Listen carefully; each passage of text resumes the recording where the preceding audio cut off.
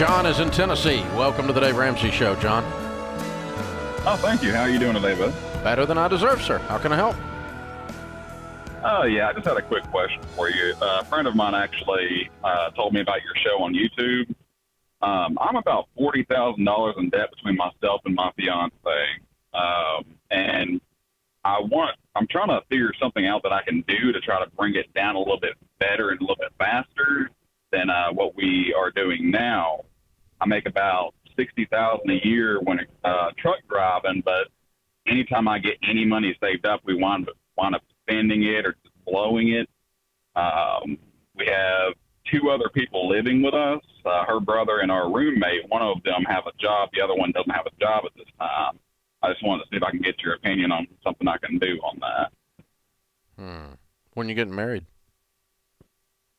Haven't decided yet.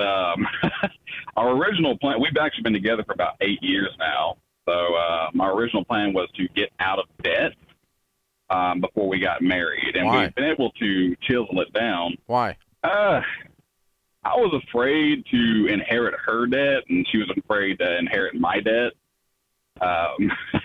It was kind of stupid, I guess. So what does she make a year? She actually just recently got terminated from her job. She was actually driving trucks as well for a few months. But we were at, between the two of us, about 140 a year. Now it's just down to me for about 60. And she just now got a job as a CNA making $14 an hour around there. Pretty big pay cut. Yeah, it's pretty major. And the sad thing is, we were originally planning on paying our bills down, and we were doing it just slowly when she had that good job. And by doing it slowly, it kind of messed us up when she got terminated from that job. Yeah. Yeah. So, why does she not go back and make the same kind of money for somebody else that she used to make? Well, she can't go back into trucking at this point in time because she had a couple of accidents while she was with her company. Oh. And when you drive trucks, unfortunately, there's a thing called DAC report. It's kind of like a credit report for a trucking company. Oh, yeah, definitely. Yeah. So, that's a good reason. Okay. And that's what her termination was over. She's no longer insurable. Yeah. Yes, correct. All right. And she was originally going to work for $11 an hour, but got back on with an old CNA job that she had where she was making $10 an hour, but they wanted her back so badly they offered her 14. Yeah. Okay.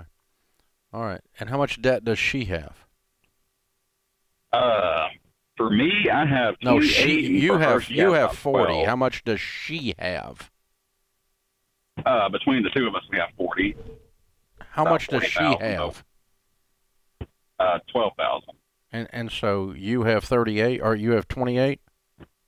Yes, I have 28, and she has about 12,000. But yeah, it just keeps going up and up. All right. When you're not married, you don't pay each other's bills. So she works on her 12,000, you work on your 28 until you get married. People that don't pay rent don't get to stay. So the guys in there need to get jobs, and the parasites need to, move somewhere else or get jobs and pay the rent, or they need to move. And then you got to sit down and develop a plan with your money on a written budget that says, I'm going to pay the rent, I'm going to buy my lights and water, I'm going to eat, and that's it. Everything else is going on this debt until I get it gone. And you can get it gone in a year if you do that. In about a year? Yeah, but you're on beans and rice, man. There's no more partying. There's no more life. Yeah. All you're doing is getting on. All you're doing is getting on the debt. Because you told me what you were doing. You told me I'm screwing off. I get money, and then it just goes and I go buy something, and then you're not allowed to whine about not getting out of debt if you keep living like that. Yeah. It's got to be game on. I mean, it's a pretty simple formula. It's like, you get in the truck and you have a destination, you put that in the GPS, and you are either going to follow that or you're not going to get to the destination, right? Correct. The same thing with this. You're either going to take these steps or you're not going to get out of debt. And so you got to go, I'm done being impulsive. I'm done, this money just slipping away. Every month I'm going to eat barely, and I'm not going out to eat ever, and I'm going to pack my lunch in the cooler in the truck, and we're going to live on nothing, no life, because I'm worked too dadgum hard to be this broke. I mean, you get sick and tired of, you get sick and tired of being sick and tired. That's what turns it around for you. Yeah. You do all that, you can do it. And I would suggest that if you're going to get married, that it's time to get married. It's time to paint or get off the ladder, dude. I mean, 8 years, really. It's time. Decide what you're going to do here. How you going to live your life. And because y'all just been playing footsie with every little part of this, and you really need to decide, this is who we are, this is what we're doing, and adults devise a plan and follow it. Children do what feels good. And I've been right there where you are. I've done dumber things than you're doing. I've lived more impulsively than you're living. I used to think when you went to Sam's or Costco that the cover charge was $200. I thought you had to buy something in there, right? I thought it was federal law. You had to buy 9 gallons of mustard or they didn't let you out, right? I thought you had to spend everything you made. And I bought stuff that I didn't even know what it was. I understand. I understand what impulsive feels like and being broke feels like. And I finally just said, no, I'm done.